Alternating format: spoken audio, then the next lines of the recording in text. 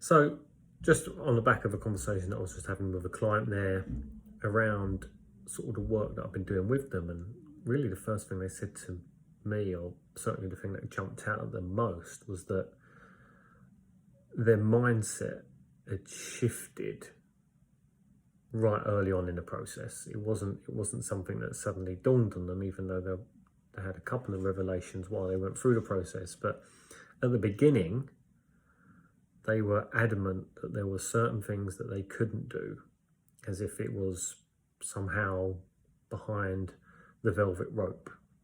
This is not somewhere we can go. This is not something that we can do. We can't possibly get there.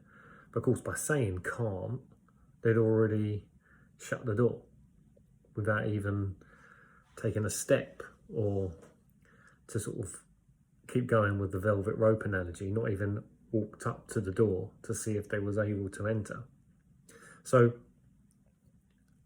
I just wanted to really touch on that in this video, that there's certain elements, and particularly when I work with people like right early on at the beginning, we've got to be in the right mindset. We've got to be thinking about our business in a certain way, and really be willing to be challenged on what our perceptions are of what's possible and what's not possible, if we're really going to get this to work.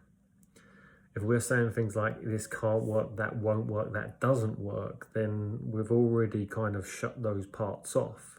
And then my question is, okay, well, what does work? What is working?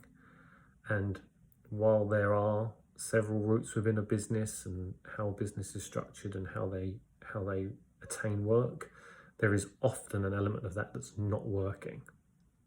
So now we get into it, aren't we? If something is, we can't do that, that doesn't work, and what does work is not working, then we need to start thinking about things differently. We need to shift our perception of what's possible, or essentially what is needed to be done to achieve the result that we want. More recently than that, another client came to me and said there has never been a part of their business that they ever felt that they was in more control of than their finances. We're on top of that. That is one area that we are on top on. But what happened during the process was actually how they looked at their numbers. You know, it's okay having the numbers and it's okay understanding them, but actually, where's the opportunity? And where this particular client fell down was that they were the only one who looked at their numbers. Their numbers wasn't shared amongst the business. Their numbers wasn't looked at by anyone else except them.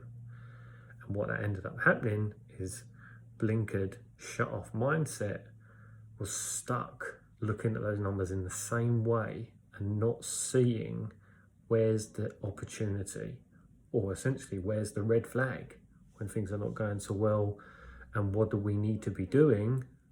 The idea of kind of turning the knobs on a machine to be changing the settings. Where do we need to be turning something up or down depending on what our numbers are saying? And then of course there's leading and lag indicators in that respect.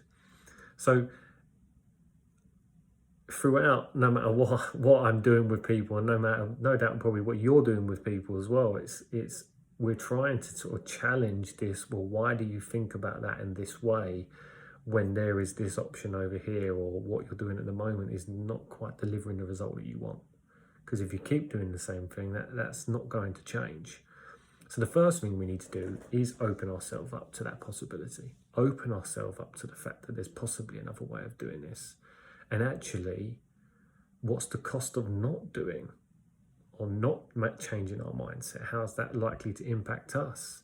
We might be able to maintain the business, we might be able to keep the business doing what it's doing at this moment, but it could be seriously, putting a ceiling on that growth. And it's that ceiling and that, I suppose, cost of inaction that we really have to calculate. Is this £30,000 that you're likely to invest in your business going to return that 300? Or essentially, is it going to unlock that 150? Is it essentially going to unlock that 1 million? Because you're now starting to look at your business differently. And it's the price that we may put on that as a cost to us as a business, which is what we call the cost of inaction. And then there's the cost that we are likely to invest in our business, which is essentially our investment and our cost for the action. So I just thought I'd put this out there, as in it's come across my table a couple of times, and it's something that's come up in a couple of sort of post interviews that I've done with some clients, and it's just getting ourselves in that right mindset that actually there's possibly another way of doing this, and actually maybe I need another set of ears. You know, this is another part which is key. We all need that soundboard. We all need that element to help us. So I hope this video helps you.